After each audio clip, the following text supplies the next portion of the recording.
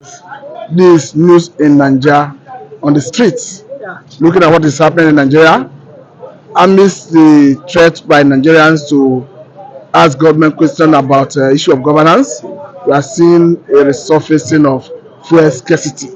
Mr. Lee, could this be a deliberate attempt from government to frustrate movement of Nigerians, or what could be happening? I think this is the handiwork of the mafia in power, which is the Bola Ahmed Tinubu. It's very unfortunate.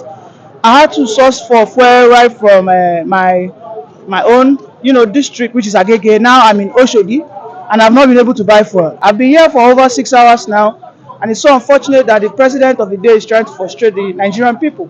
I mean, these are people who deserve everything called good governance. We are out here queuing. Some of the Nigerian youths are here beating themselves up. The guys who are into black market are here, having a field day. The pump price is 680. However, just behind you there, the black market guys are selling for 1,200, almost 100% increase. It is also unfortunate that the president, whom we have on the seat of power, who we thought will have the fear or the love of people at heart, is a total monster. Very unfortunately, there are some old women here who are probably falling down. And look at her, she's seated there. She's tired. I don't know if you can pan your camera, but she's seated just behind you there. It's so unfortunate. All in a bid to frustrate the Nigerian people that yes, if there is no car to mobilize, then you cannot be able to protest. I cannot imagine that this president will be this, monarchical, or should I say, will be this tyrannical in his affairs. The sheer wickedness, the sheer insensitivity from this Bola Ahmed Tinubu regime is unspeakable, is unimaginable, and is unprecedented. We have never seen this level of hardship in this country before. We have always thought maybe the hardship of that happened under Jonathan was, but this has taken it even beyond the skies. Many people are tired. You have your 1,000 naira, you cannot afford 1 liter of fuel now. If I may ask again, some people are asking, or say rather, that this government of Senator Ahmed Bola Tinubu is a beneficiary of protest, because we recall how the government allegedly supported protests in 2012. I'm talking about when the government of Jonathan attempted to increase or rather remove first subsidy.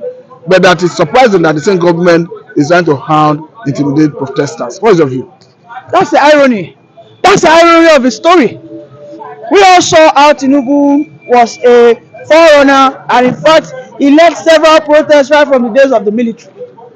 He was one of the major financiers of the Radio Kudirat.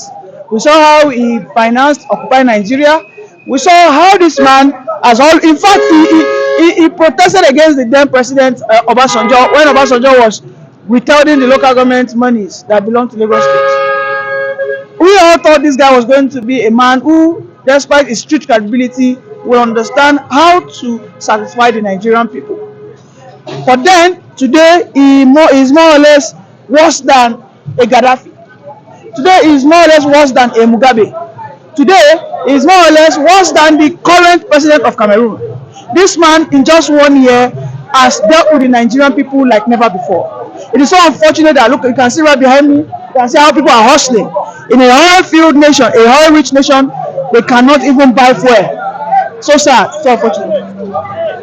Not we are doing our president.